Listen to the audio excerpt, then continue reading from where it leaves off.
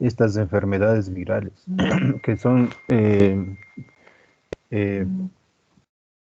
si no hay pruebas diagnósticas, entonces como estas, eh, nosotros como médicos debemos tomar medidas generales fundamentalmente en las enfermedades virales.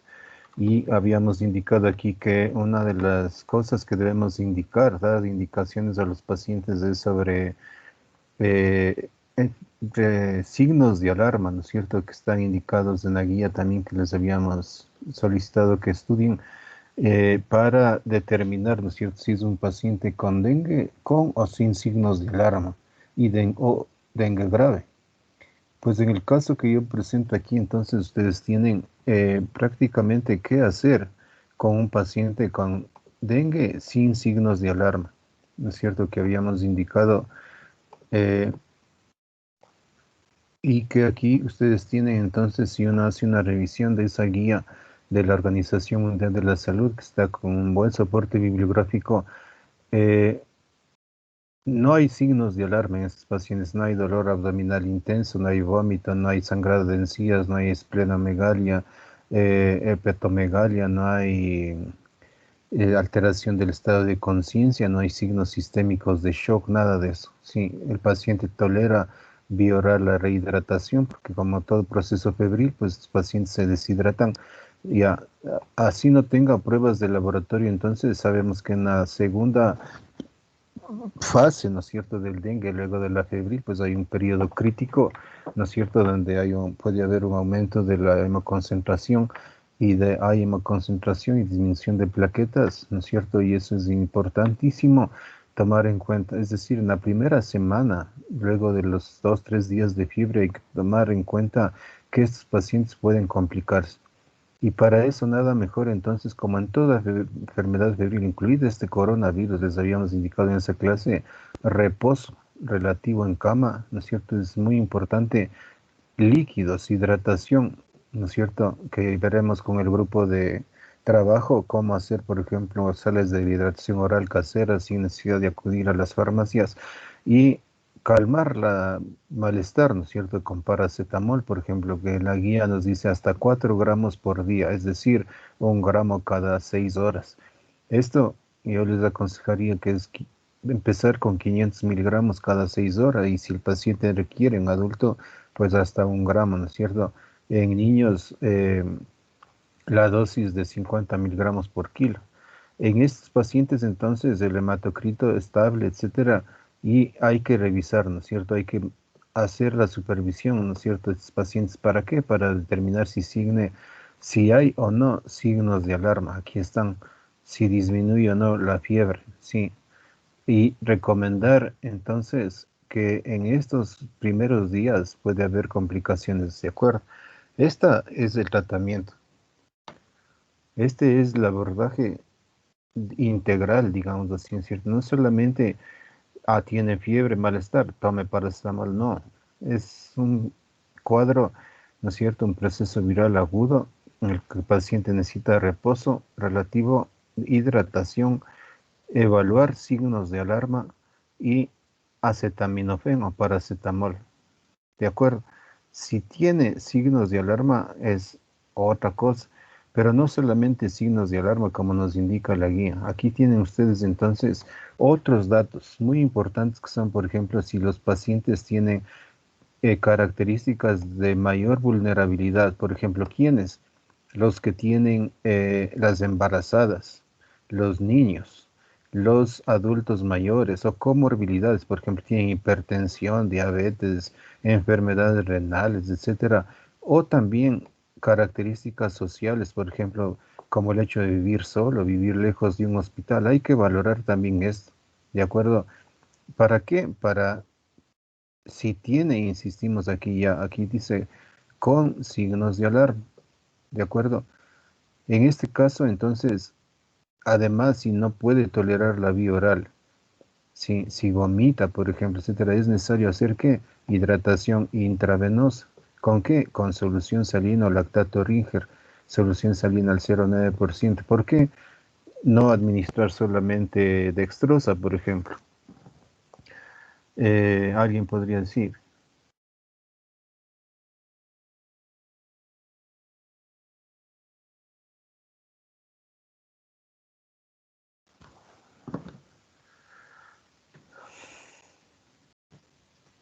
A ver, vamos. Pamela, ¿está? Presente, doc.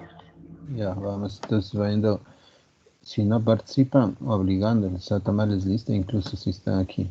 ¿Por qué, Pamela, no darle a una persona solamente dextrosa en agua?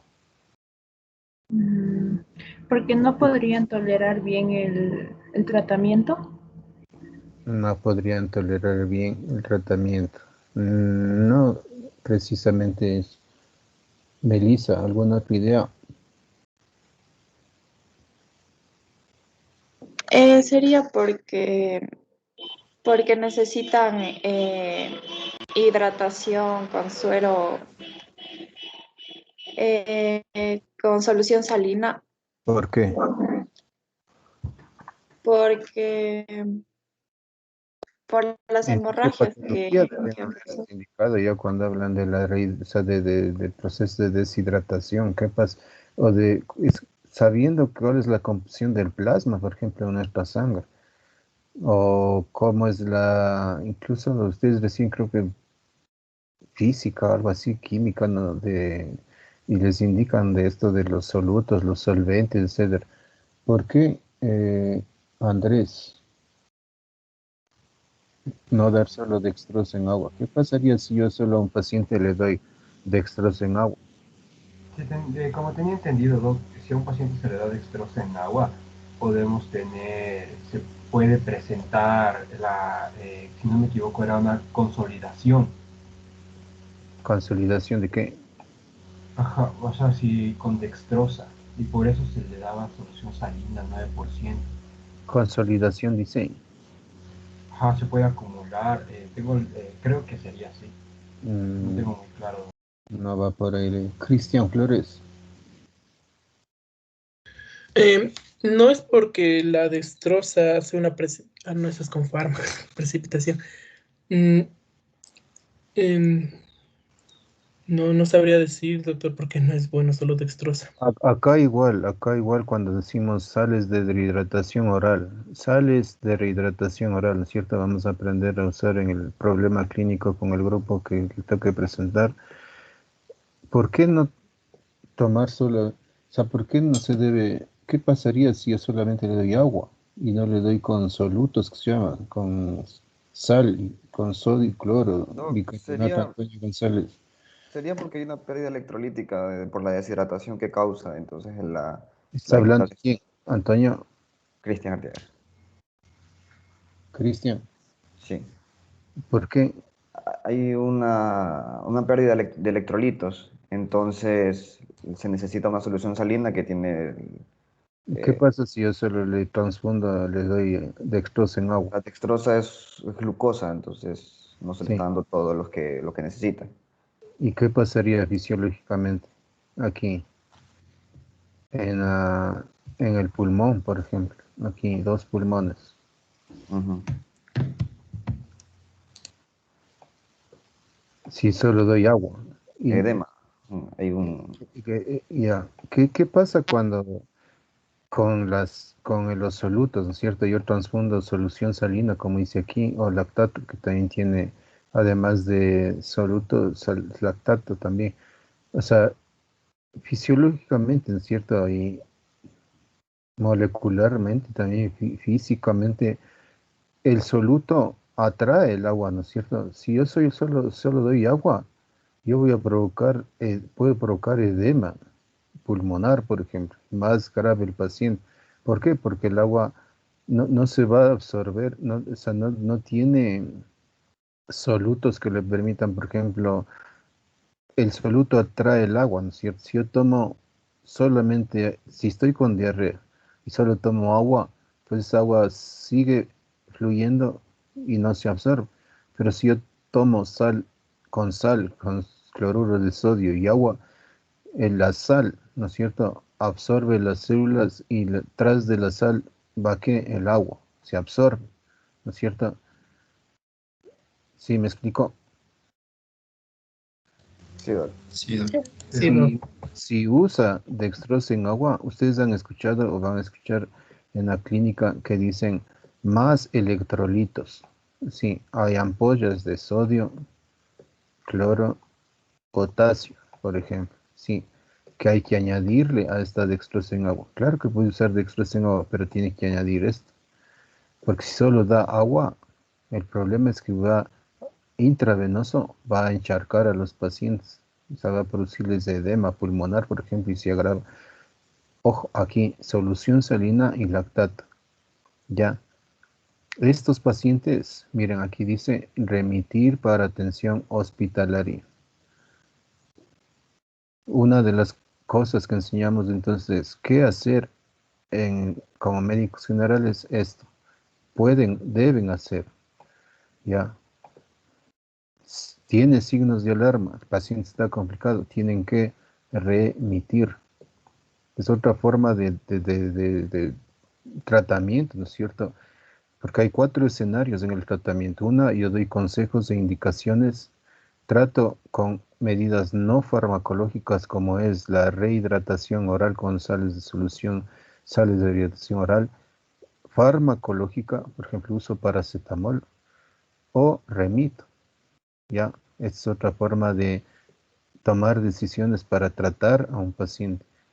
Mientras usted está transfundiendo, mientras usted está en su unidad de salud, ¿no es cierto?, administrando solución salina o lactato, el paciente está con una hojita que dice referencia, ¿no es cierto? Se escriben ahí las características, la historia clínica, un resumen, las primeras medidas, control de la temperatura, control de ingesta excreta, se llama, ¿cierto? Cuánto ingresa, cuánto elimina, volumen urinario, y signos, a monitorear signos de alerta, etcétera, ¿cierto? Mientras eso sucede, el paciente está yéndose a un hospital. ¿Cuánto? O sea, antes de, cuando yo voy a administrar, ¿no es cierto? Lo ideal en estos pacientes, por ejemplo, es, yo voy a administrarle intravenoso, ¿no es cierto? La rehidratación, porque ya tiene signos de alarma, ya. En ese momento en que yo tomo la vía, se llama, ¿cierto? O sea, voy a canalizar la vía, es deseable que se tome una muestra de sangre para las pruebas fundamentales, que son cuáles: hematocrito y plaquetas, ¿no es cierto? Sí, y se envía al laboratorio, se hace la biometría incluso completa. ¿Y cuánto ahora? O sea, ¿cuánto debo administrar de esta solución salina al 0,9% del lactato? La regla entonces es que uno debe administrar. ¿Alguna pregunta hasta aquí?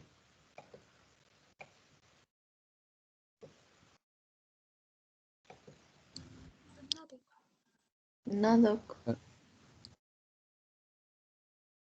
Este es el protocolo entonces aquí. Y dependiendo, ¿no es cierto?, del estado de deshidratación del paciente, porque este paciente está con signos de alarma, nada más, sí, está deshidratado, digamos, leve, o hasta moderado, diríamos, pero en los casos de deshidratación severa, insistimos esto, yo hago ejercicios con el grupo de trabajo ya del problema clínico, ¿no es cierto?, en deshidratación leve,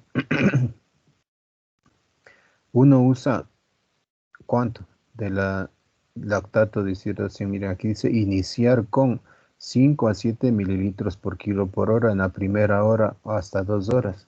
¿Qué significa usar 5 mililitros por kilo en una persona de 70 kilos, por ejemplo?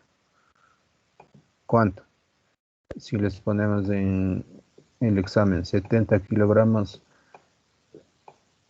¿cuánto debería recibir en la primera? 350 ml por hora, doc. Ya, ¿por qué? Sí, porque serían los 5 mililitros multiplicados por los 70 kilogramos. Ya, ¿no es cierto? O sea, por favor, todos nos están siguiendo. Miren, esto parece, o sea, diríamos, es sencillo, ¿no? O sea, dice uno, 5, cojo 5 ya. Mililitros por kilo por hora. Ya. En esa hora que se está transfundiendo esto, el paciente sigue viajando hacia el hospital. ¿No es cierto? ¿Por qué 5 por kilo? Tiene 70 kilos. 7 por 5, 35. 350 estamos por hora. Ya. Usted está solo en el centro de salud. No hay nadie más ahí. El conserje. Ya. Usted tiene una solución salina, lactato y todo ya. Y dice, a ver, voy a calcularle por hora, ¿no es cierto? generalmente vienen de 500 y 1000 mililitros. Pero dice yo, en la primera hora le voy a pasar 350. Ya, quiere ser más agresivo, hay mayor deshidratación, pues puede llegar hasta 7. ¿De acuerdo? O sea, 400, 490, casi 500 ml, casi media, ¿no es cierto? Medio paquete. ¿Sí me están siguiendo? De Sí, la solución Sí, salina. sí, doc. Y está aquí. Ya, por favor, preguntarán, porque esto parece sencillo, pero cuando se les pregunta ya en pruebas de exámenes, no es cierto. ¿Cuánto yo deberé entonces? Ya tengo aquí estas de 500, digamos así ya. Y voy a pasarles de 350 por hora. ¿Cuántas gotas por minuto deberé pasarle a este paciente en esta primera hora?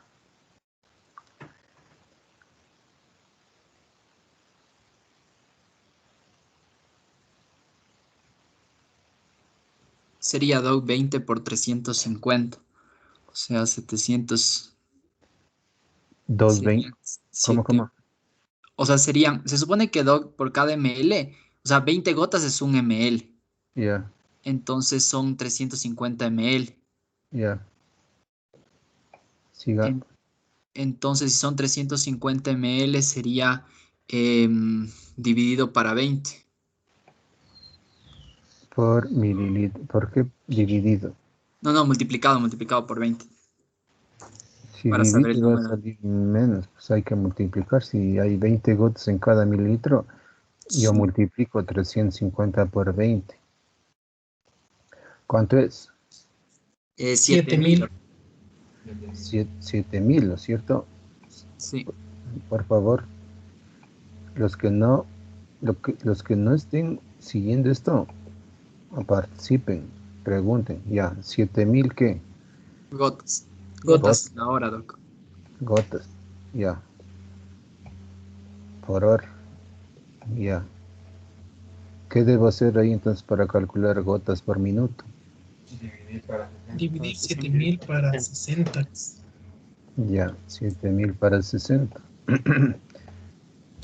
Tacho 0 aquí, tacho 0 acá, serían 700, ¿no es cierto? Para 6.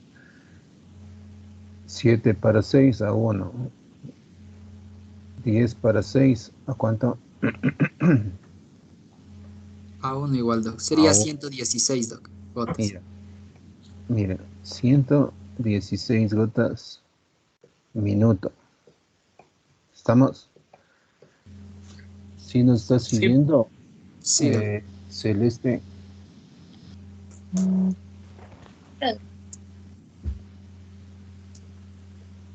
Celeste, aunque le cueste, Sí, doctor, le estaba respondiendo. Sí. pregunte alguna. No, hasta ahora no. ¿Está bien? Sí. Ya, bien, ya.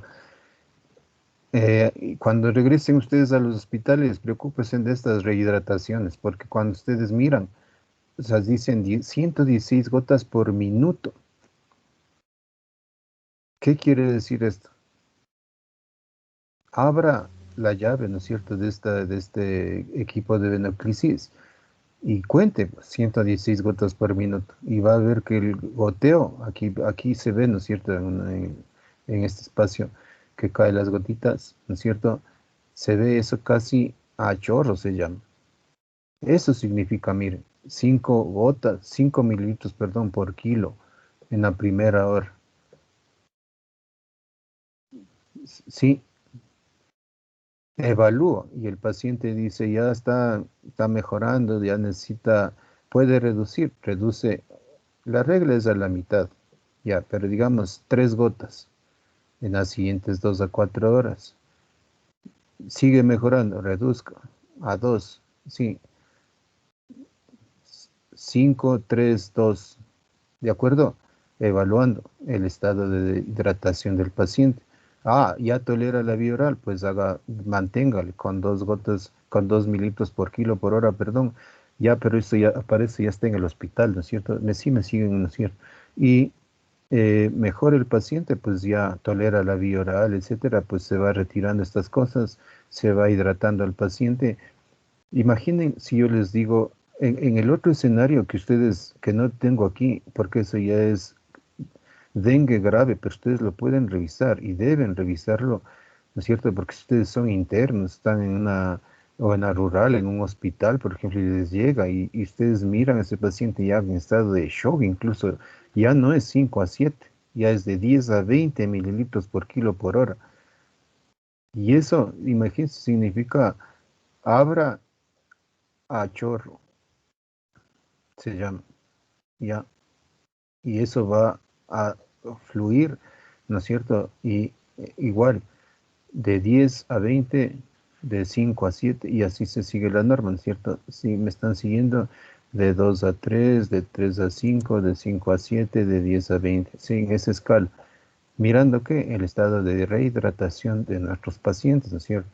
Esto es fundamental, esto salva vidas, señores estudiantes. Esto que parece sencillito, salva vidas.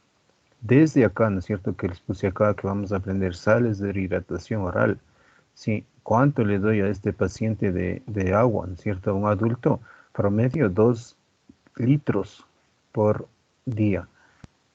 Está deshidratado, calcule ya 5 a 7, o sea, necesita intravenoso, estamos, canalice vía, no administre solo dextrosa, tiene dextrosa, pregunte, hay solutos, hay sodio, potasio, cloro, ya, y se ingresa ahí, y se le, estas ya, por suerte, eso ya no es un problema, todos tienen esta solución salina o lactato Ringer, ¿no es cierto? Y los pacientes ingresan a los hospitales, se mantienen bien hidratados, que se complica, que hace acidosis metabólica, que hay mayor sangrado, pues esos ya no están solo en hospitalización, sino que van aquí a terapia intensiva. La terapia intensiva, ¿no es cierto? Ustedes pueden ver hasta transfusiones en estos pacientes, ¿de acuerdo? O expansores plasmáticos.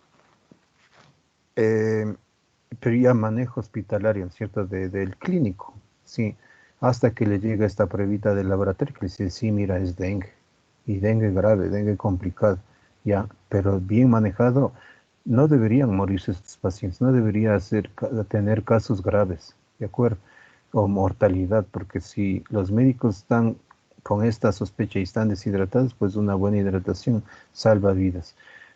Una información que quisiera proporcionarles también es que nosotros en Esmeraldas hacemos una investigación de dengue Zika en toda la provincia, en la ciudad, en la zona norte de Esmeraldas, en un pueblito que se llama Barbón, que es la transición entre ciudad-campo, digamos, y acá unas 5 comunidades en esta región de ríos, desde ríos aquí mayor población afro y menos chachis indígenas, sobre todo en la cabecera de este río y desde acá. Y en esta nosotros hacemos un conjunto de medidas de investigación, sí, que va desde una vigilancia activa de brigadistas de salud que están monitoreando los síntomas iniciales de posible dengue o Zika, toma de muestras inmediata para la realización de pruebas rápidas, como les habíamos indicado, y también lo que la auxiliar de enfermería nos ayuda es tomando muestras de sangre, colocando en tubos, en alícuotas, se llama, en tubos más pequeñitos para ingresar en un tanque de nitrógeno. Esto está a menos 80, como debería mantenerse la vacuna de la COVID, ¿no es cierto? E inmediatamente, porque los virus, este virus, el dengue y en general todos los virus son muy lábiles y permanece a temperatura ambiente unas horas, ya se degradan y chao el virus. Pero si uno toma la muestra y enseguida, como nosotros hacemos, ingresamos a tanques de nitrógeno, pues nosotros podemos hacer tipificación de las cepas con biología molecular o pruebas serológicas para Zika. También esta es la prueba para Zika, se llama Boveliza, y aislamiento del virus. Y esto nosotros hacemos cada semana en 5.000 personas aproximadamente.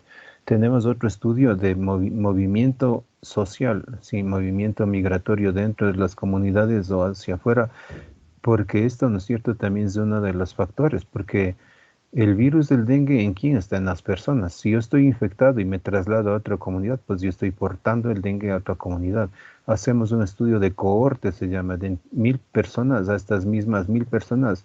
Ya estamos aquí, les cuento, en el año 3. Hemos tomado 3 muestras de estas 1000 personas en esta corte. ¿Por qué? Porque yo puedo tener aquí personas que se han infectado y no tienen síntomas. Pero estas luego, cuando yo les hago el otro examen el siguiente año, pueden presentar qué inmunoglobulina para ver si ya se han contagiado, si han tenido contacto con el virus. Inmunoglobulina G. La G es. Entonces no tenía esta persona IgG, IgM, nada. Sí, pero yo le hago un año después, le detecto IgG positivo. Pero esta persona nunca asistió, nunca refirió a nuestros brigadistas de asistencia auxiliares síntomas. ¿Qué quiere decir eso? Que son casos asintomáticos que nos interesan, ¿no es cierto?, para ver la incidencia anual y la prevalencia, etc.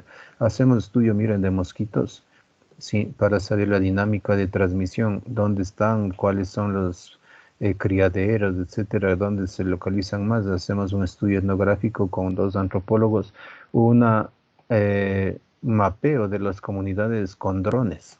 O sea, es el dron, ¿no es cierto? Y ahora se puede hacer mapeo de las comunidades para detectar zonas de criaderos de mosquitos y si están más cerca a la población. Por ejemplo, hemos hecho ya un estudio sobre un pueblo donde sabemos que alrededor de la cancha de fútbol hay más colección de agua y los casos que se presentan ahí, los problemas de dengue diagnosticados con estas pruebas rápidas son alrededor de la cancha de fútbol, por ejemplo. Imagínense.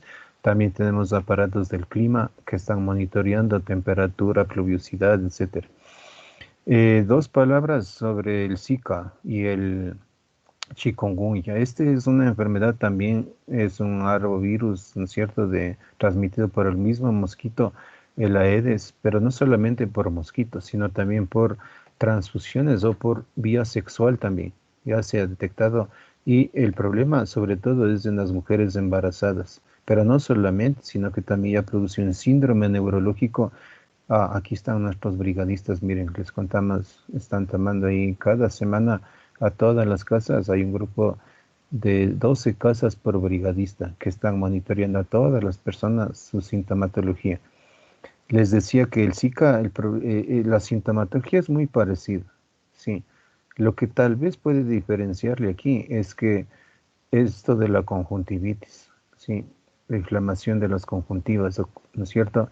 Pero hay también fiebre, rayo, dolor muscular y articular. Y 4 de cada 5 mujeres no tienen síntomas, miren, en el Zika. Sí, y lo más grave en esto, ¿saben qué es? Que ya está documentado, ¿cierto? Desde el 2002, desde Brasil, que apareció acá los brotes, microcefalia en bebés.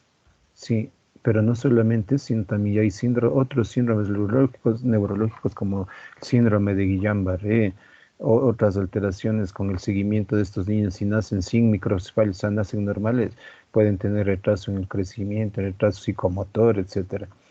Hay una competencia también de estos virus, porque es transmitido por el mismo mosquito, ¿no es cierto?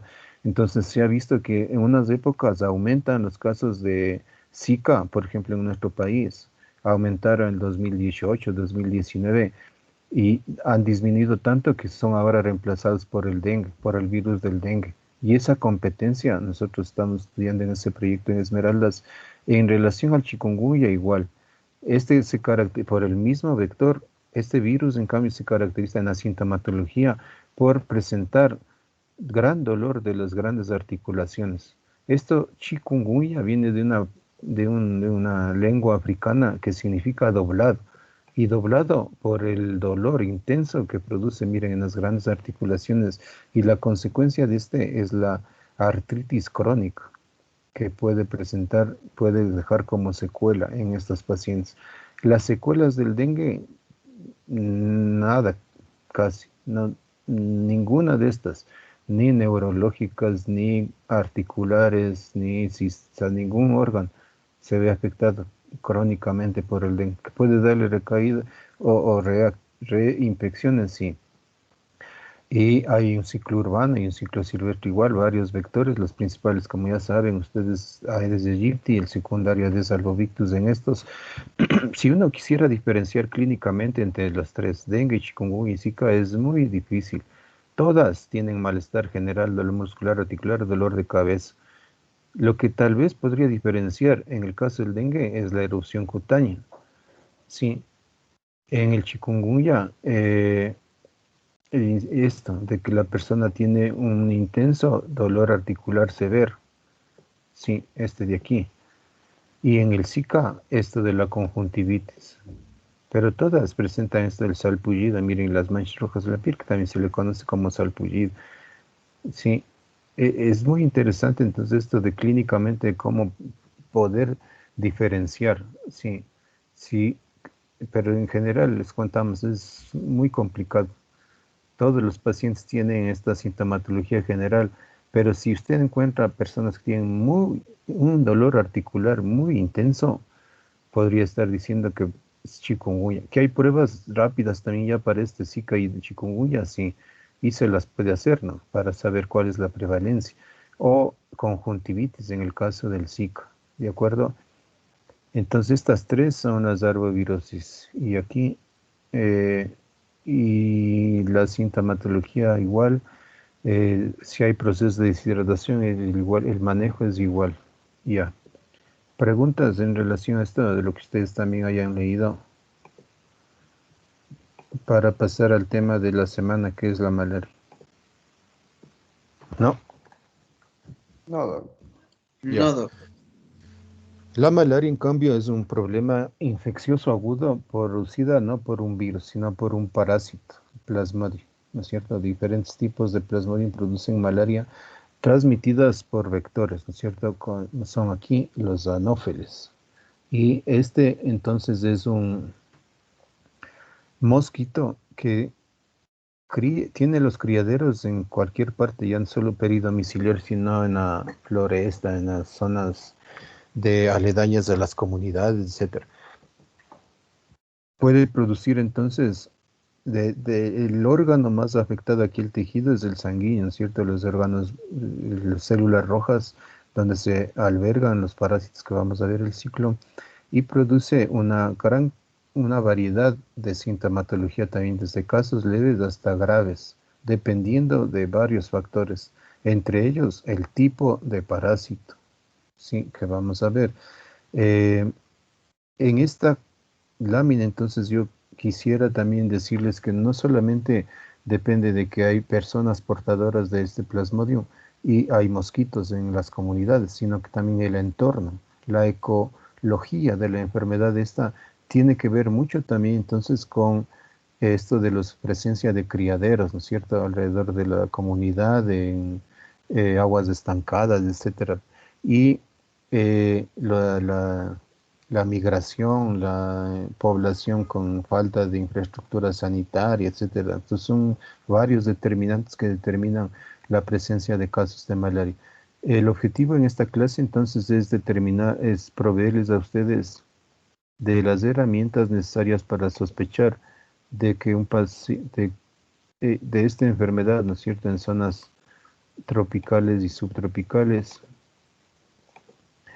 para que esté entre su mente, entre sus hipótesis diagnósticas, el tema de la malaria. Sí, definir la transmisión del parásito, que ustedes ya lo revisaron en parasitología, desarrollar habilidades para un diagnóstico precoz y un tratamiento adecuado dependiendo del tipo de Plasmodium, realizar o aprender a realizar prueba diagnóstica básica, porque es la gota gruesa y el frotis, y saber interpretarlo, y tener entre su mente también, si yo conozco el ciclo del parásito, de cómo se transmite, pues yo puedo aplicar medidas de prevención y contención e intervención en las comunidades donde ustedes estén. No esperar a que haya enfermos, sino anticiparse, ¿no es cierto?, mediante varias medidas que vamos a ver, a la aparecimiento de más casos, ¿cierto? Entonces son los objetivos que nos planteamos entre hoy y mañana para terminar la clase esta de malaria. Yo quiero presentarles aquí un cuadro de un niño que tiene 9 años, que vino acá a Quito y que tuvo un estado febril llevado por la madre sin otra sintomatología. Era un estado febril y con malestar general, nada más. Y el médico le dijo, ah, sí, es un problema viral, que podría ser en esta pandemia también, el SARS-CoV-2, ¿no es cierto?, que produce la COVID-19, manda su analgésico, su antipirético o paracetamol, pero en este breve descripción de este escenario que ocurrió por acá, el médico se olvida de que es importante historia de viajes a zonas endémicas, no solamente de malaria, ¿no?, como vimos, sino también de dengue. Y le cuenta a la mamá que sí, que estuvo algunos días atrás en la costa ecuatoriana de vacaciones. Y al regreso de sus vacaciones, pues tuvo este cuadro febril. Aquí también vale decir que depende también de dónde, en qué parte de la costa estuvo, ¿no es cierto? Porque hay unas zonas más con mayor prevalencia de malaria, que es necesario que vamos a ver también. Y en ese momento, entonces, uno debe pensar, ¿no es cierto? Además, como vimos en el cuadro anterior, dengue, sobre todo este de malaria. ¿Por qué les habíamos indicado? Porque la malaria es una enfermedad grave que puede ser mortal, pero tiene tratamiento, es decir, antiparasitario. Si usted no da un antiparasitario, un antimalárico, las personas fallecen, ¿sí? Como vamos a ver en el problema clínico. Pero si es un problema de dengue, insistimos, con o sin signos de alarma, pues la rehidratación es la base fundamental ahí. No hay ningún antiviral para el dengue. O también pensar en otra que deberíamos también decirle a ustedes, fiebre tifoidea por salmonela, por ejemplo. La Organización Mundial de la Salud, de hecho, donde hay prevalencia de estas dos, recomienda trate las dos, malaria y fiebre tifoidea, incluso sin exámenes de laboratorio, donde hay, insistimos, documentada la circulación de Salmonella typhi y malaria. ¿Qué hacer para confirmar o excluir este diagnóstico? Pues el exámenes, ¿cierto? No solamente gota, y frotis, ahora también hay exámenes de rápidos, como vimos el de la dengue, o preguntando también, ¿no?, si hacía profilaxis, si tomaba algún antimalárico el paciente, no, que le indique que puede ser un cuadro incluso subclínico, o buscando este signo también, ¿cierto?, que es muy, muy fuerte para sospecha diagnóstica, esplenomegalia, como vamos a ver en la fisiopatología. Pues y si le dice que sí, que la gota y el frotis fueron positivos, pues ha confirmado la malaria, ¿no es cierto? En esto entonces decirles que esto del inventario completo, de que tiene que hacer usted una historia clínica completa, en muy raros casos se necesita esto. Lo que nosotros aprendemos acá es la investigación hipotético-deductiva, se llama. Ante uno o más signos, uno tiene que recabar mayor información para sospechar, ¿no?, y llegar a confirmar o excluir mi hipótesis, se llama diagnóstica, ¿no es cierto? O también uno puede servirse, no en el caso de la malaria, sino en patologías, por ejemplo, eh, congénitas, por ejemplo, el síndrome de Down, ¿cierto? Si uno ve la característica típica de los rasgos faciales, etcétera, puede decir, ah, es un síndrome de Down. O esto de algoritmos, que también algunas veces se utiliza, sobre todo en protocolos terapéuticos, pero más utilizan para el entrenamiento de enfermeros y promotores de salud. Lo que nosotros insistimos, vemos aquí, es este escenario, esta estrategia orientada hacia la toma de decisiones. Y en este cuadro, entonces, ¿no es cierto?, yo voy a ir recabando más y mejor información, ¿de acuerdo?, para sospechar de este problema de malaria. Si a esto le añadimos la zona geográfica o el antecedente de viaje, etcétera, y si le hago la gota y el frotis, pues yo ya confirmaría, ¿no es cierto? Y en esta escala de certeza, decirles que lo que más nos movemos en esto es en este periodo, es en esta fase de investigación, ¿no es cierto?, de reclutar más y mejores argumentos clínicos o de laboratorio. Pero aquí también depende, ¿no es cierto? Esto del examen, la sensibilidad del método directo, en este caso, está entre el 50 y 60%. O sea, todas los que usted toma muestras no es que salen positivos. Y depende también de qué, de quién lo hace. O sea, de esta persona, de esta personita aquí, que debería ser un experto en mirar, ¿no es cierto?, en tener control de calidad de las láminas, etcétera, que le dé el resultado. Pero ya si es bueno, le dice negativo, descarta malaria, o si es positivo, le dice es un cuadro de malaria. En esto entonces que estamos indicándoles aquí para la aplicación de cómo tomar decisiones, pues uno va en una escala, ¿no es cierto? Desde que el paciente tiene fiebre, ha viajado, tiene esplenomegalia, etcétera, etcétera, y yo voy argumentando más mi cuadro clínico hasta tomar una decisión. Y en este caso, el de la malaria, el umbral se llama para tomar decisión es bajo. Es decir, incluso puede el examen decirme que es negativo, pero si yo estoy en una zona endémica de malaria, y negativo, ¿por qué? Porque varias cosas pueden pasar ahí. Mal tomada la muestra, mal realizado el examen, el frotis de la gota gruesa, mal el microscopista, y yo debo instaurar entonces con la clínica un tratamiento. Si tengo el examen y me arroja un dato mejor, confirmo, ¿no es cierto? Pero hay veces incluso que no hay. O sea, usted no tiene exámenes de laboratorio, no tiene un microscopista de malaria cerca y está en una zona, qué sé yo, de muy rural y usted sabe que ahí hay transmisión, sabe que ahí hay anófeles y la decisión debe ser instaurar el tratamiento. ¿Por qué? Insistimos, porque hay cuadros de malaria, sobre todo por falciparum, que son potencialmente graves y letales. ¿De acuerdo? Entonces, en esto de los umbrales, insistimos, ¿no es cierto? Vamos a desarrollar más esto con el grupo de trabajo. Luego, entonces, también decirles, miren, si yo tomo una característica clínica de un paciente, ¿no es cierto? Por ejemplo, en este caso, la ictericia, que es un argumento fuerte, si ustedes quieren ponerlo aquí, otro ejercicio que, por ejemplo, sea esplenomegalia. Yo lo que digo es saber cuáles son las enfermedades que cursan con ictericia o con esplenomegalia. ¿Qué enfermedades me explican o se manifiestan con este signo o síntoma, ¿no es cierto? En este caso la ictericia. Y yo, en mi mente, entonces, miren, en este curso debe estar la malaria. Segundo, la leptospirosis, que también vemos en este curso. También vemos en este curso la fiebre amarilla, por ejemplo, y las hepatitis. Pero ustedes ven que aquí alrededor de este señor que está en esta loma, están unas que están coloreadas en verde y otras enfermedades que están coloreadas en plomo, digamos, sino un gris bajito ahí. ¿Por qué yo listo estas enfermedades más priorizo, se llama? O sea, no solamente pienso en enfermedades, ¿no es cierto?, sino priorizar. ¿Por qué priorizar? ¿En base a qué criterios? Sigamos.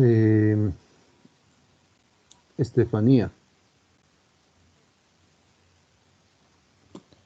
¿Está presente? Sí, Doc, ¿me escucha? Sí. Prioriza. ¿Perdón? ¿Por qué prioriza?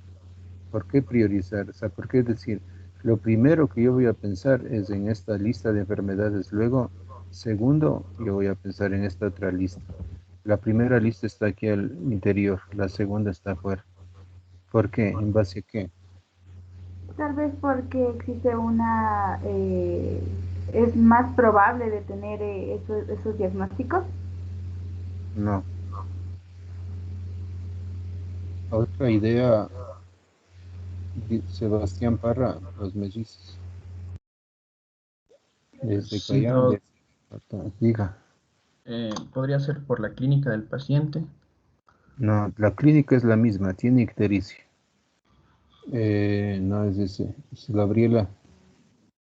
Podría ser por los antecedentes. Antecedentes, como que, Por ejemplo, como usted dijo, de que si es que ha tenido viajes recientes a lugares donde estas enfermedades son endémicas. ya, Entonces, es más probable que haya malaria o fiebre amarilla si es que el paciente ha viajado recientemente.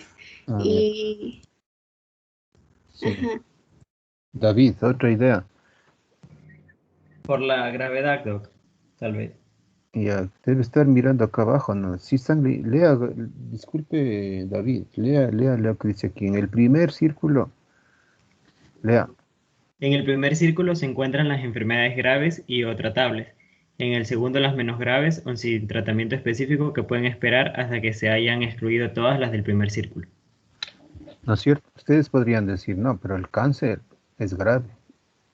Sí, pero no tiene tratamiento. La cirrosis es grave, sí, pero no hay tratamiento. La fiebre amarilla puede ser grave, por supuesto. 50% de los pacientes con fiebre amarilla mueren, pero no hay tratamiento, hay una vacuna. La hepatitis A, por ejemplo, no es grave y tampoco tiene tratamiento. Sí, y lo primero que los médicos piensan, les juro, cuando ven un paciente ictérico es en qué. En hepatitis. Hepatitis.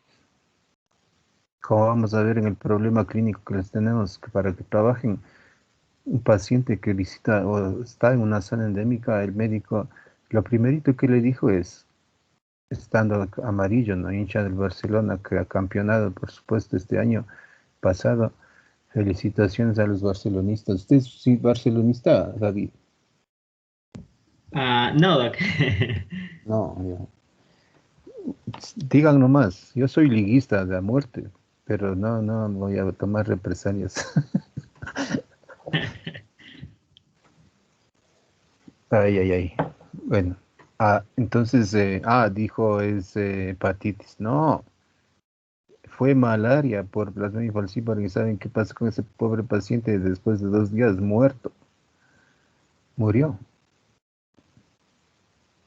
Y esto cabe para todo. En medicina clínica les cuento. Todo lo que ustedes escuchen de sus profesores de aquí en adelante y les digan, el diagnóstico diferencial tienen que hacer con esto. Pregúntenles, díganle, ¿y cuáles serían las enfermedades que deberíamos priorizar? A ver si les dicen.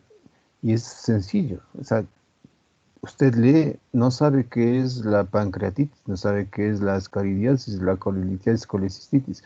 Abre un manual, lee y dice, esto es un proceso inflamatorio de cálculos vías biliares y para esto existe el eco que me podría decir, ¿no? Y me dice, igual que los ascaris, ¿no? Que se ve con el eco, por ejemplo, es grave y tiene tratamiento. ¿Cómo? Extraigo los cálculos o la vesícula de una vez, o le doy tratamiento antiparasitario, o necesita cirugía, o lo que sea, ¿de acuerdo? En el caso nuestro de medicina tropical, malaria y leptospirosis, tienen tratamiento, un antiparasitario aquí y un antibiótico aquí, porque este es bacteriano.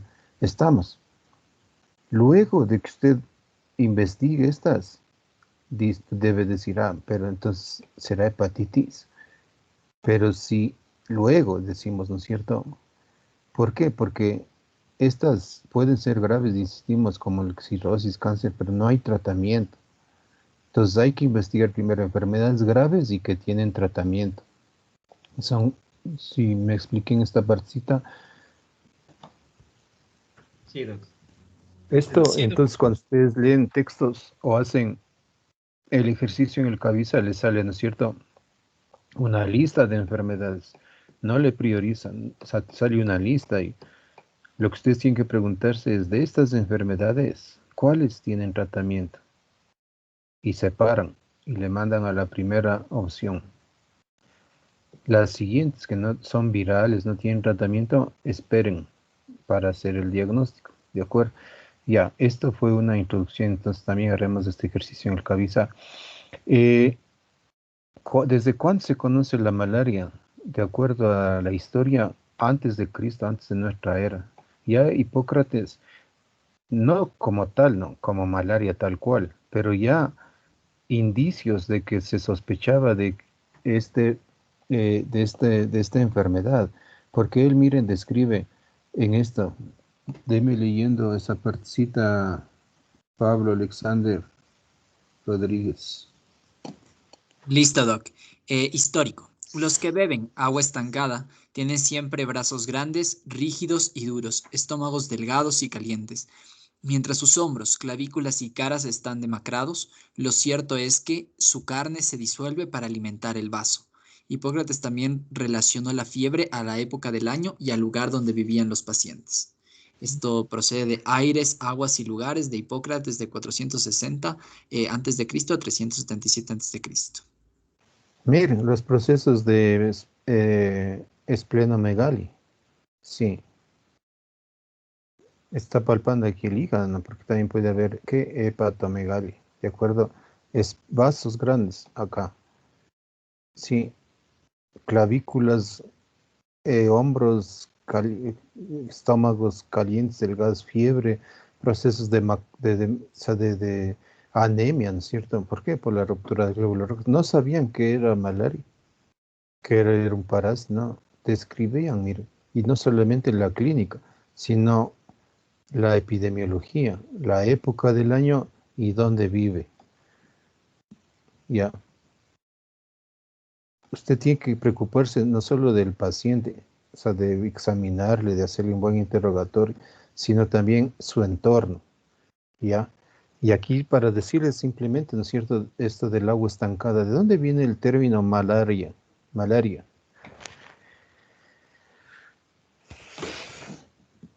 Alba Marina, desde Esmeralda, se reporta. Aquí, Doc, ¿se me escucha? Sí. Ya, viene o sea, de mal y área, o sea, de mal aire. Ya. ¿Y paludismo?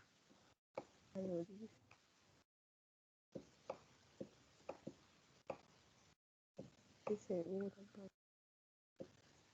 Es el término palustre de la afectación general del mal aire, porque antes se creía que de los malos aires, las Venían las personas enfermas, enfermedades. los que estaban, Sí. sí, cerca a estas zonas de pantanos, tenían este problema, ¿no es cierto? Por el mal aire, sí.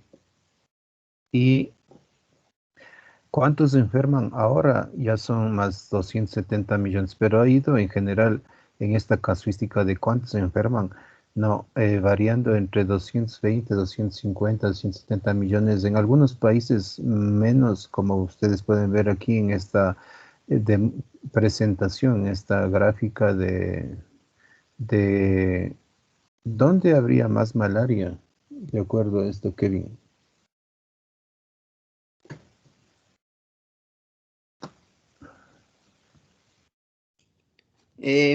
Sí, habría más, o sea, más malaria, igual según yo leí, había en las costas y también Este es un donde... mapa mundi, es una representación del mapa mundi de continentes. Ah, ya, es África. Ya, el África subsahariana, ¿no es cierto? Que sería este de aquí. Si ven, este pipón, 96, casi 96% de algunas estadísticas de casos de malaria en el África subsahariana, debidas principalmente a qué? A Plasmodium falciparum. Segundo, Asia, ¿sí o no? Aquí, Asia. América del Sur, en la cuenca amazónica, todos los países de la cuenca amazónica, y estos hilos, miren, que sería qué, Norteamérica, Centroamérica, este hilito de aquí, Europa, nada, sí. Donde más se presentan igual las muertes, casi más de medio millón de muertes igualmente en esos continentes, y cada minuto aproximadamente dicen que muere un niño, sobre todo menor de 5 años en el África subsahariana de malaria, sí. Es una enfermedad con una alta carga de morbilidad y mortalidad, ¿no? ¿Cuáles son las zonas? ¿Cómo es eh, son dos patrones, dos extremos, se llama de transmisión. Este se llama malaria estable en el África y esta de acá abajo, malaria inestable en las Américas. ¿Cómo es la transmisión allá? Es hiperendémica, ocurre durante todo el año, intensamente. Todos se afectan, poco menos los adultos. ¿Por qué? Porque ya han tenido episodios previos que les confiere algo de inmunidad. Y aquí el vaso, el índice esplénico es más del 50% en niños, como por ejemplo, en la cuenca amazónica, ustedes pueden también encontrar esto. Esplenomegalia sin síntomas y es malaria asintomática. En nuestro caso, en las Américas, es una malaria hipoendémica, sí, de menos transmisión, que afecta sobre todo de acuerdo a la estación, por eso se llama estacionaria. Y este índice esplénico es menos del 10%. ¿Qué quiere decir? Que si yo hago en 100 niños, por ejemplo, en Amazonía encuentro 6, 7 niños con esplenomegalia, pues una área inestable o hipendémica. Pero vaya usted al África y la bola de niños o de adultos con vasos crecidos y sin síntomas. Si es una zona de malaria asintomática, imaginen. En nuestras Américas, entonces, desde la década de los 2000, es la cuenca amazónica, menos aquí en Centroamérica, las zonas de alta transmisión. Dos parásitos, sobre todo Plasmodium vivax y Plasmodium falciparum, que fueron creciendo en los 90 hasta los 2000, para luego, este crecimiento exponencial tuvo una explicación también del fenómeno del Niño, de la oscilación sur, se llama del ENOS. Este es el fenómeno de inundaciones, etcétera, fuertes, ¿no es cierto?, en estos años. Y luego, a partir de esta época, un programa intensivo de control comunitario, se llama integral de la malaria, que ha ido por los suelos la malaria ahora. Y aquí están las provincias, en nuestro caso, costa y oriente, más involucradas y zonas subtropicales. Pero esto en la casuística del año pasado, del 2018, miren, de nuestro Ministerio de Salud Pública, las mayores provincias afectadas son Orellana, Pastaza y Morona, Santiago, y luego Esmeraldas. Y en Esmeraldas, esta zona norte que les cuento, fronteriza con Colombia. Sí, mucho menos en las otras provincias. Entonces, mire, es muy importante, ¿no es cierto?, que usted diga, a ver, me tocó la rural en Napo, por ejemplo, o en Zamora, Chinchipe, por ahí. O sea, donde usted vaya, tiene que estar preocupado de esta, es una vigilancia pasiva del ministerio, ¿cierto? Porque ellos reciben casos en las unidades de salud, ellos no buscan, sino los que van llegando enfermos. Casos por Plasmodium falciparum y vivax, fundamentalmente en el Ecuador. Mire, la mayoría vivax, menos falciparum, pero ojo, miren aquí este dato en Esmeraldas. Preocupante, ¿no? De que la mayoría, casi todos, son debidas a Plasmodium falciparum. Entonces, la posibilidad, ¿no es cierto?, de encontrar casos más graves en Esmeraldas, menos en el oriente, al año pasado, al 2018. Veremos en esta página, el grupo de malaria ingresará a esta página y mirará si hay algo para el 2019. Yo no vi hasta el día de ayer más información, porque por esta pandemia... Sí, diga. Bueno, yo encontré igual de este reporte, pero en cambio del 1 en enero del 2020. Ya, ¿qué dice? Ya, igual continúa siendo el Plasmodium vivax el que predomina, y igual en Esmeraldas el Plasmodium falciparum sigue siendo el que más prevalencia tiene en ese lugar. Sí, entonces esto miren, en esta época en que ya desde el 2011, en el 2010, les cuento, en estos años, les puse esto porque al Ecuador le declararon campeón mundial en la lucha contra la malaria. Y el optimismo era tal de que se decía que ya la malaria puede ser eliminada como problema de salud pública en nuestro país. Pero, oh, sorpresa, esto va repuntando. Y el subregistro que mantiene el Ministerio de Salud Pública en todas las enfermedades es grande, de tal manera que este es un referente. Pero el problema de la malaria en estas provincias que estamos nombrando es de que con esto de la pandemia, seguro, o sea, hay problema de una mayor presencia de casos de personas. La migración es otro problema también, ¿no es cierto? Que si se abren las fronteras en Venezuela hay mayor transmisibilidad, etcétera, es como para ya no estar tan optimista como en estos años decíamos. Mira, tenemos 5 provincias y en las 5 provincias en el 2010, 2012, había ya como 60, 70 cantones donde estaba localizada, hagan de cuenta aquí, la malaria. Por mayormente, ¿quién? Plasmodium vivax. ¿No es cierto? ¿Cómo yo puedo eliminar esta enfermedad? Entonces, si sé que el único reservorio es el hombre, dando un antiparasitario, ¿no es cierto? Un tratamiento radical se llama, que vamos a ver en el tratamiento para el Plasmodium vivax. ¿no es cierto?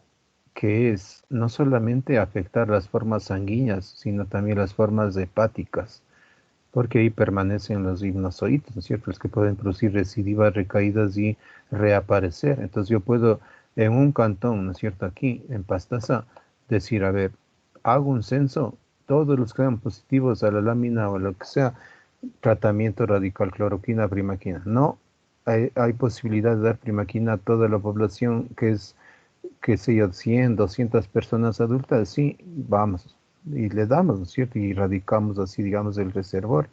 Pero esto ya no es, ya es un problema con esta pandemia más todavía.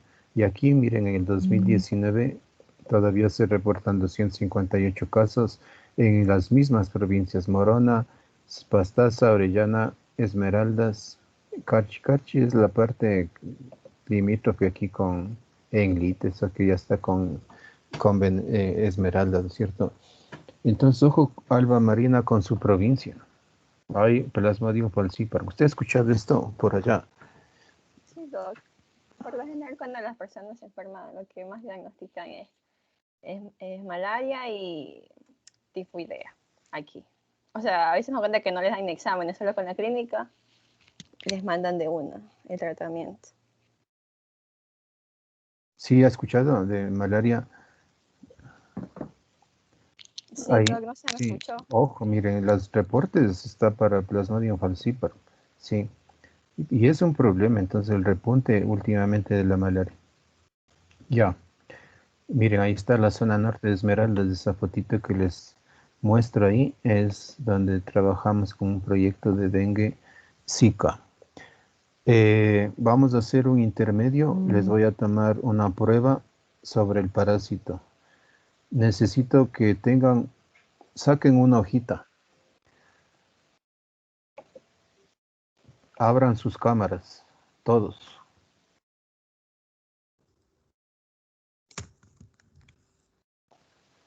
En una hoja ustedes tienen un chat del grupo, ¿no es cierto? Tienen todos teléfono celular. Alguien que no tenga celular con cámara para tomar fotos de la prueba y enviar a Kevin. Y Kevin me va a enviar todas a mi WhatsApp. Es el mismo número que me llamó el día de ayer, Kevin, ya que me hizo despertar a las 9 de la noche, creo, y a dormidito. Está bien hacerme despertar. Dije, a ver, vamos a ver si han leído. No, mentiras. Está fácil. Vamos a ver cómo con sus conocimientos de parasitología. Nombre, fecha, ponen prueba de malaria, bien clarito, ¿no? No ponen la pregunta, sino simplemente contestan. 1, tal cosa, 2, tal cosa, 3, tal cosa, 4, tal cosa, 5, tal cosa. ¿De acuerdo? Ya. 1 minuto por pregunta. Todos abren las cámaras porque pueden estar consultando en el celular. Una vez que pasan los 5 minutos, toman la foto y envían a Kevin. Les insistimos y Kevin me va a enviar sus pruebas. ¿De acuerdo? Ya. Sí, Fácil. Vamos. ¿Todos listos? Pero los que no abren la cámara tienen mitad de la nota. Un ratito, Doc, si nos puede esperar, porfis, porque no se me activa la cámara. Ya. Pero vayan colocando en su hojita, que puede ser ahí del mismo, como es portafolio que les dijimos, ¿no? O sea, ustedes van haciendo la diferencia ustedes mismos, porque los más dedicados no tienen ahí anotaciones, apuntes, consultas, tienen un cuadernito ahí que van anotando sus trabajos, etcétera, etcétera. Es información, ¿no? Hay otras personas que dicen, no, yo tengo memoria gráfica y solamente viendo ya la pantalla me voy a acordar. Y nada de escritos, nada de trabajo así en físico, ¿no? Porque en esta modalidad virtual les aseguro, o sea, esto, no sé a ustedes, pero para mí todos los días parecen iguales.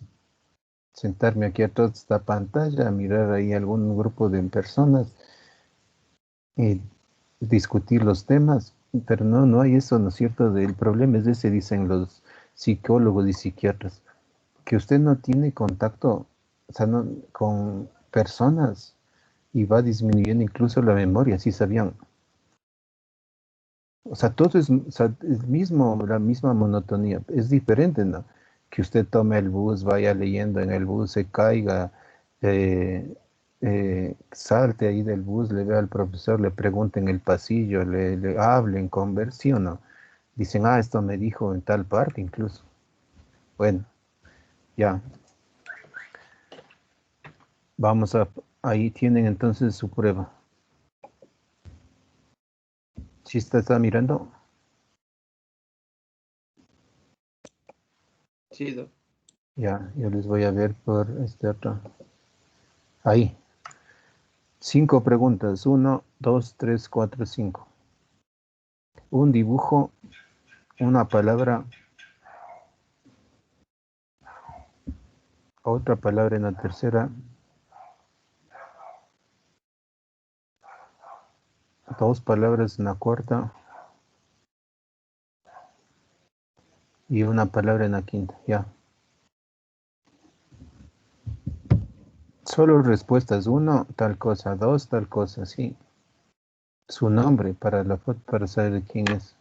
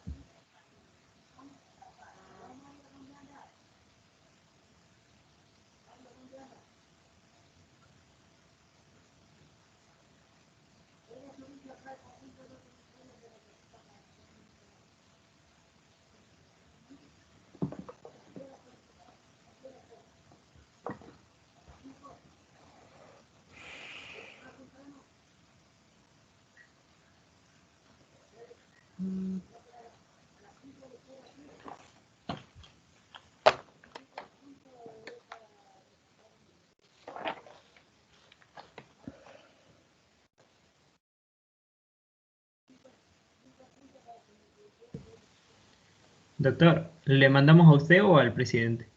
Al presidente, y el presidente nos me envía a todo el grupo. Ya, Ya doctor. pueden ir enviando a los que van terminando. Les falta 1 minuto y medio.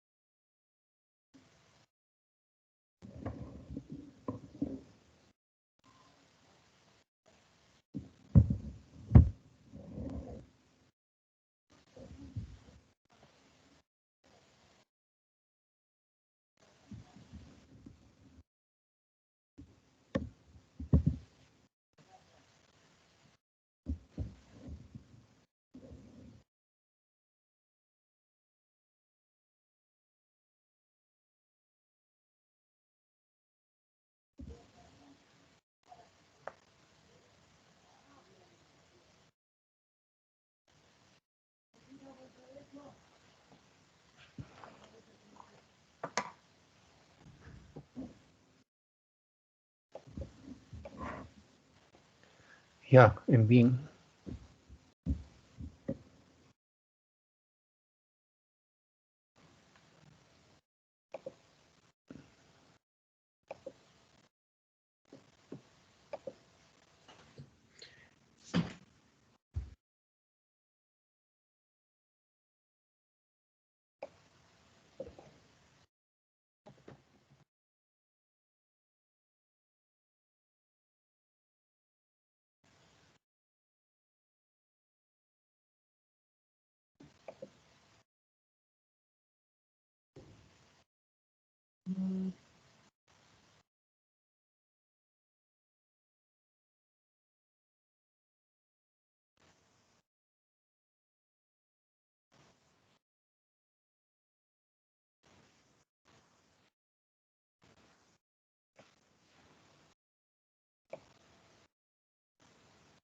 Ya enviaron de todos.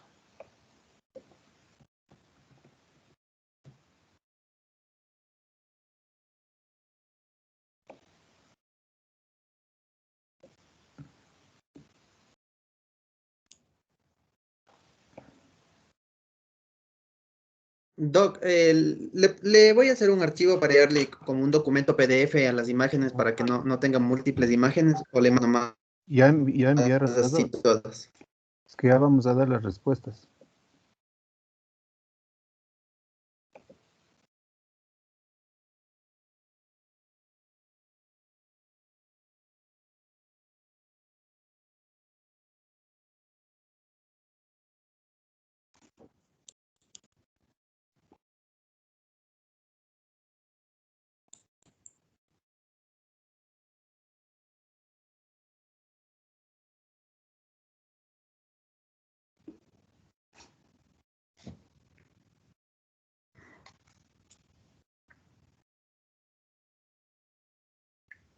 Ya me envió.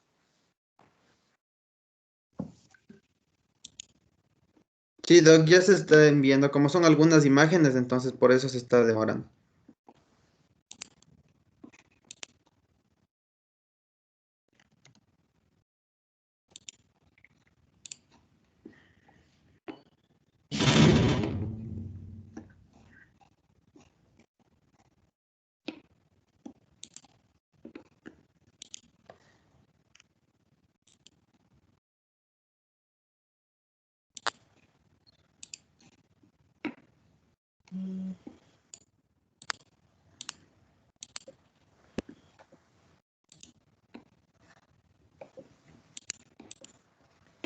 Ya, hasta que me envía vamos a compartirles un video de encontrado en el YouTube.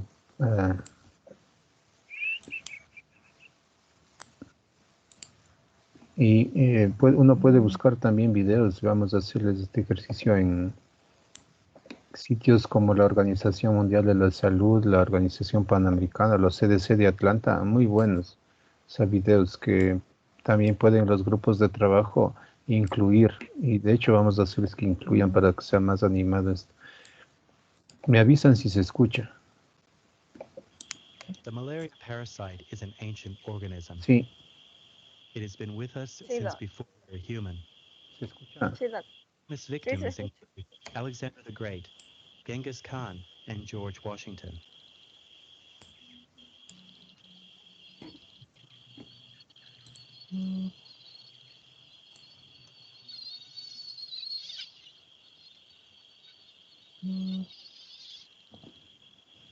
The malaria life cycle follows a devious path, swapping back and forth between mosquitoes and humans.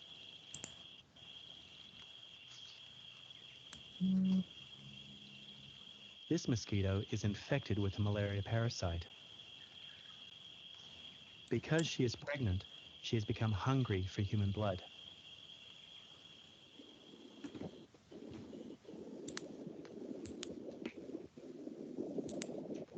During the bite, she injects saliva to stop the blood from clotting.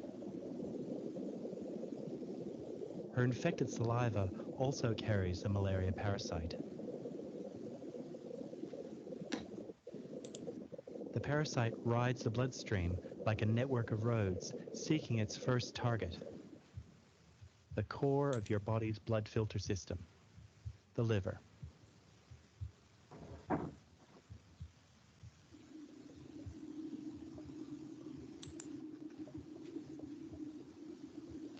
Sensing its arrival at the liver, the parasite searches for an exit.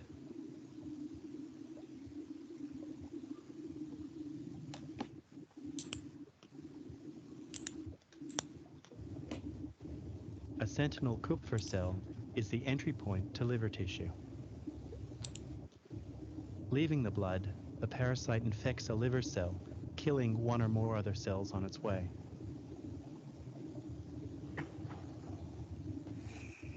Over the next few days, the parasite undergoes hundreds of nuclear divisions, copying its DNA over and over again.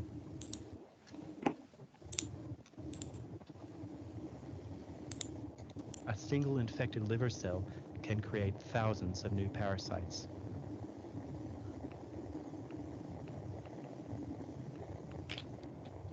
The next generation of parasites are modified to infect a new target: red blood cells.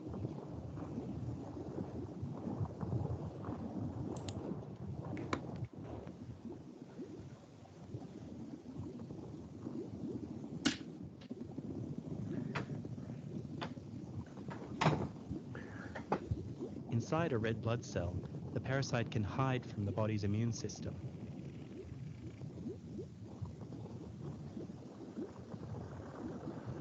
The parasite slowly devours the contents of the infected cell and creates more parasites.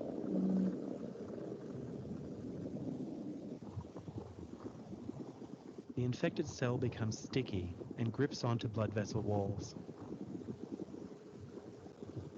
Once mature, the infected cell bursts, spreading more parasites through the bloodstream.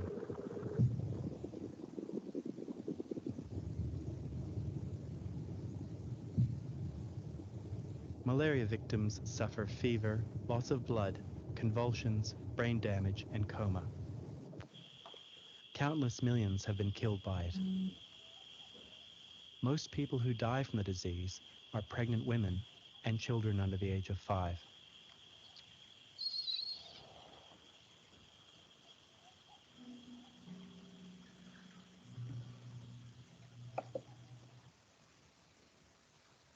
Así que quieres aprender. Sí se miró. Aquí tienes 3 mitos que son Sí, Doc. completamente...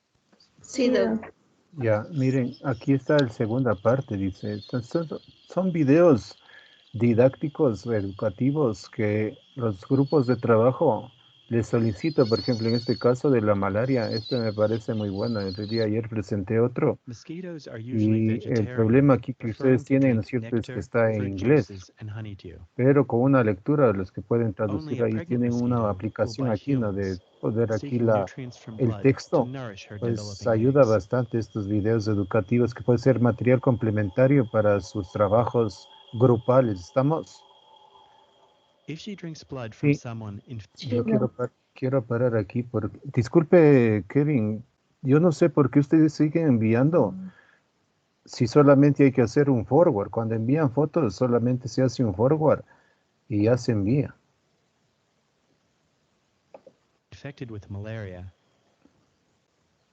Disculpe, Kevin, le insisto, o sea, usted tiene que enviar o sea, desde la nota que yo le puse, o sea, todos los que van enviando ya tienen menos. O sea, sí, ya están enviados, Doc, sino que me enviaron a mi WhatsApp personal, entonces estoy de todo Por recolectando. eso les dije, tienen uno grupal para que solamente ahí llegan todos, y el día de ayer el grupo cogió y me envió enseguida. Porque ya, de todos ya tengo, ya por eso ya están viendo el video, ya no me están enviando Pero yo nada. ya sigo dando información y o sea, siguen enviando, ya no, pues eso ya no vale. Ya, entonces ya esos son de todos, Doc. O sea, es que ya le envié de todos. A ver, entonces, contestando esto, ¿no es cierto? ¿Saben cómo es un trofocito de Plasmodium vivax joven? En la parasitología se muestra un glóbulo rojo deformado, grande. núcleo y el citoplasma grande. Sí. Dos características son fundamentales: la forma del glóbulo rojo y el parásito agrandado. El citoplasma viene de vivo, ¿no? Vivax. A diferencia de este, miren, el falciparum, que tiene incluso dos cromatinas unidas por el citoplasma, el glóbulo rojo, que es este, es similar al parasitado del no parasitado, no se deforma, sí, y es en anillo, sí, este anillo del Vivax es deformado, grande y todo ya. Entonces voy a revisar esa imagen que ustedes colocaron ahí. La siguiente dice,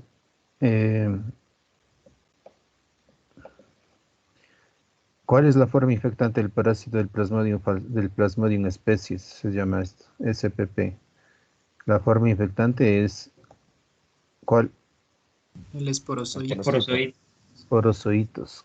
Cuando se encuentra esquizontes sanguíneos de Plasmodium, cualquiera de que sea, ¿significa que el diagnóstico es temprano o tardío?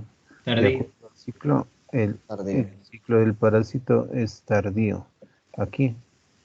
Entonces no tiene la forma de esporozoito, luego esquizontes tisulares, merozoitos salen ya a la circulación, invaden el glóbulo rojo, esquizontes sanguíneos, merozoitos sanguíneos, y luego la siguiente pregunta era, la última, ¿cuál es la forma infectante para el vector, o sea, para el mosquito? Son los gametocitos.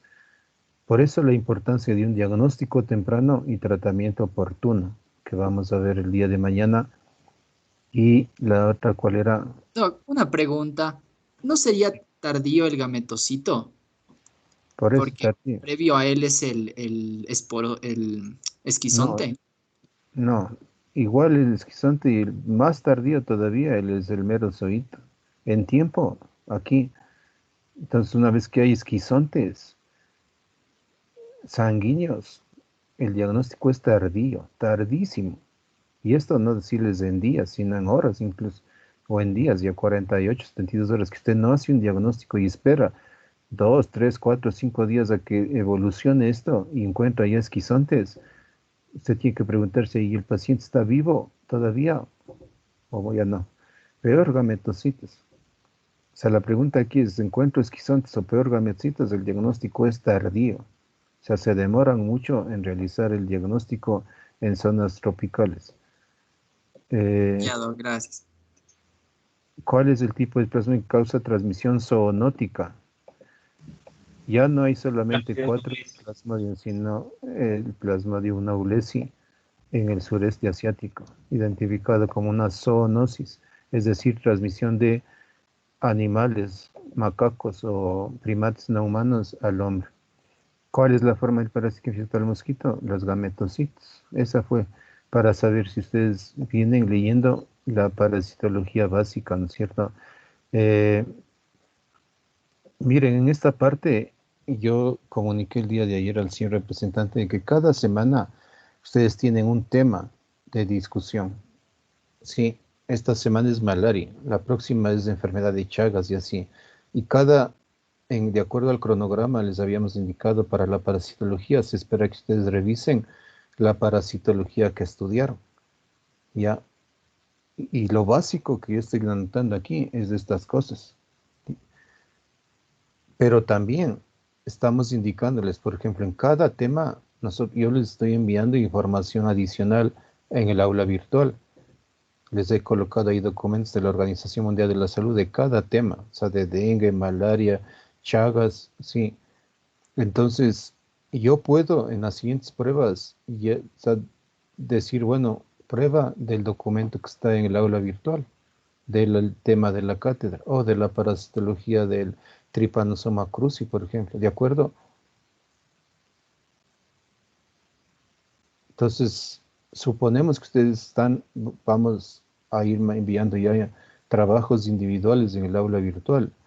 Sí, ustedes están revisando los temas del aula virtual, ¿no es cierto? De cada semana, la información que les hemos enviado. Incluso yo les dije, les envío mis clases que ya están en estas PowerPoints, ¿no es cierto? Sí. Y ustedes, como estudiantes del sexto semestre de la central, tienen que venir leyendo, tienen que venir estudiando. Porque yo puedo decirles, a ver, prueba y lanzo las preguntas clínicas incluso, o de tratamiento, que ustedes deben venir leyendo. O sea, aquí estas sesiones sincrónicas, entonces, son para la discusión, o sea, para el intercambio. Sí. ¿De acuerdo? Sí, Doc.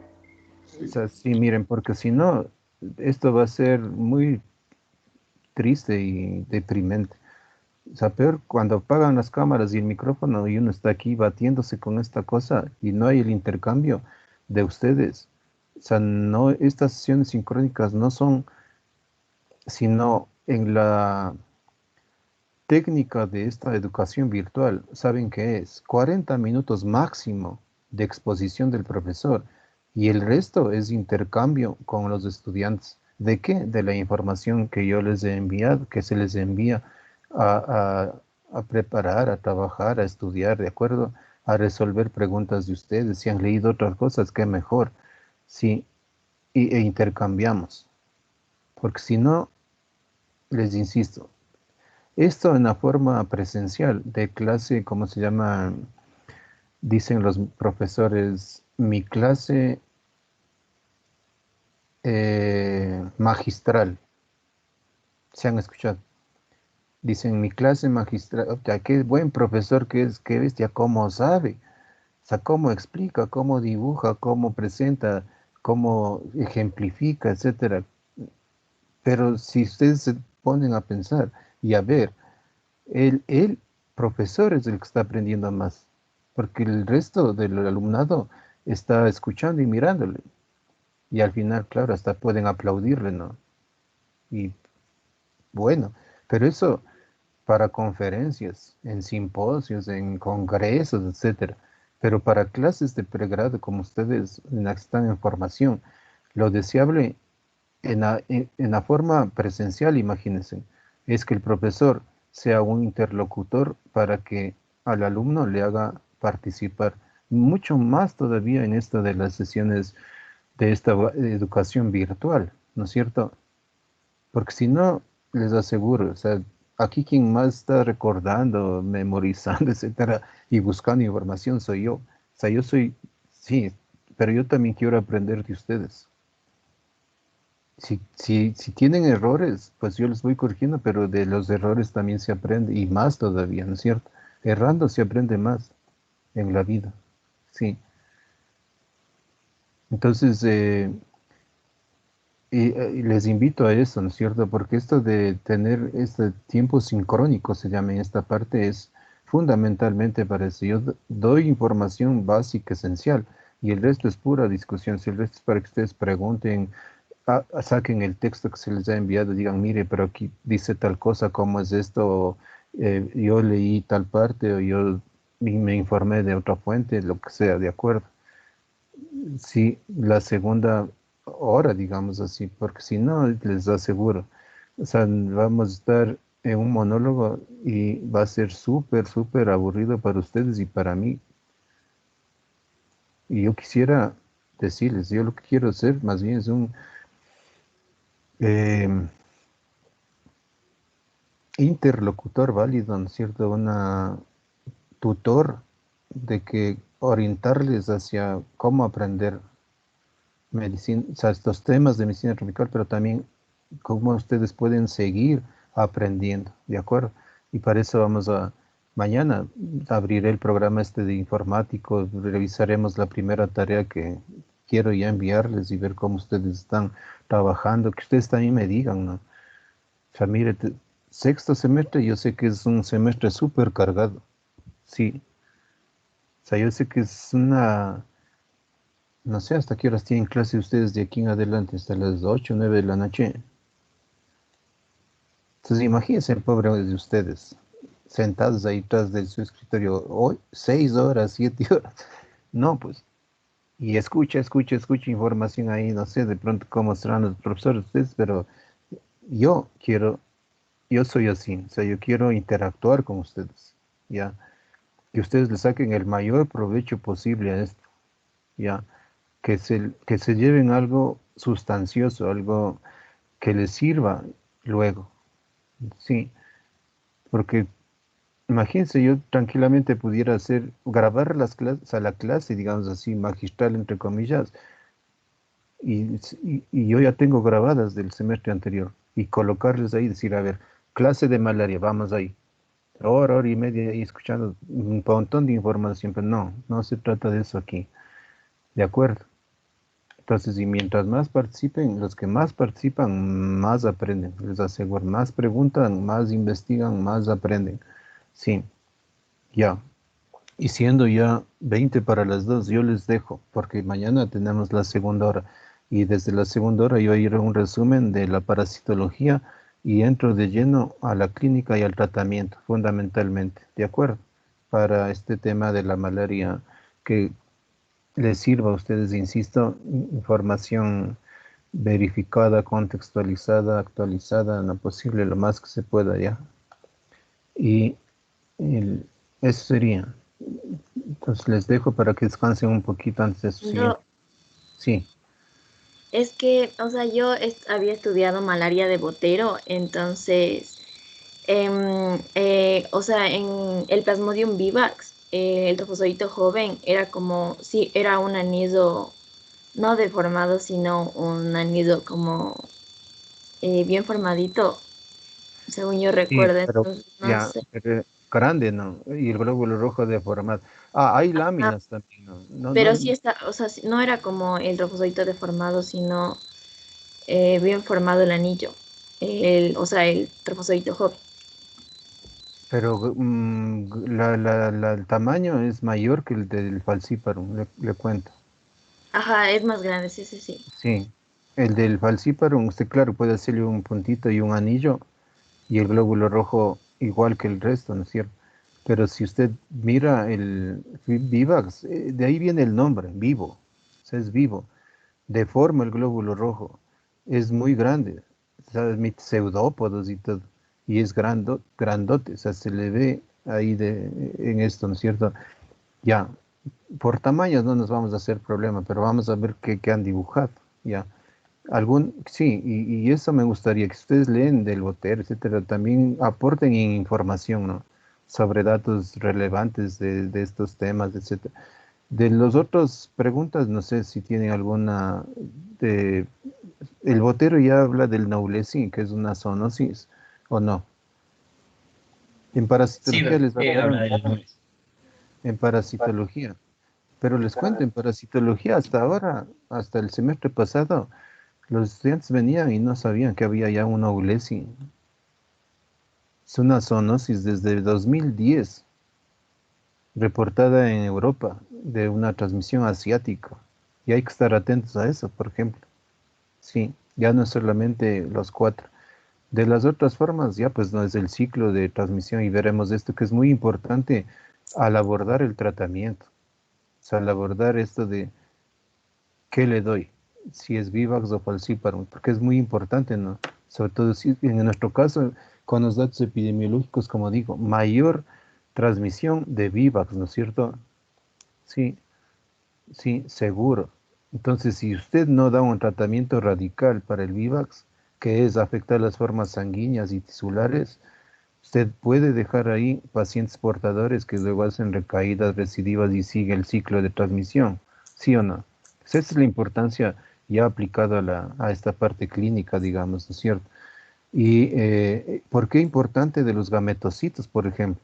Porque si yo sé que cómo interrumpir la transmisión, yo le voy a pedir al paciente, por ejemplo, que en una área endémica utilice mosquitero impregnado para dormir, por ejemplo. Porque este vector, el anófeles, sí tiene un ciclo nictemeral que se llama, que les diré mañana. Es decir, aparece más en la noche y en la madrugada. El de la Aedes no, el Aedes aegypti, ese es un mosquito oportunista, como les había indicado, ¿de acuerdo? Ya, les dejo, que descansen para su siguiente hora. Gracias, Luego, Doc. gracias. Gracias, Doc. Cuídense, Gracias, Doc. la pandemia está en auge.